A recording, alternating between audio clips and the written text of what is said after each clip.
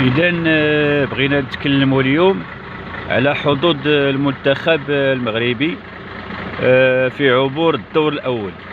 إذا الحظوظ تتبقى قوية وتتبقى الحظوظ قائمة نظرا للتوفر على تشكيلة متجانسة، وثانيا العامل النفسي اللي لعب عليه وليد الركراكي، بحيث أنه عندنا واحد التشكيلة اللي هي متجانسة من ناحية العامل النفسي. ثالثا تجربة ديال اللاعبين المغاربة، بحيث أن كلهم تيلعبوا فرق أوروبية اللي هي مشهورة ومربوقة.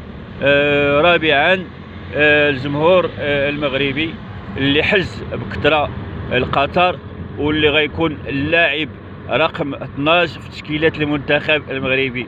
إذا تنتمناو حظوظ وافرة، وتنتمناو الحظ يبتسم المنتخب المغربي، حيث المنتخب المغربي غادي يوصل.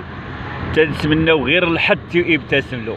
تبارك الله عليكم وشكرا لكم، وعاش المغرب، عاش المغرب.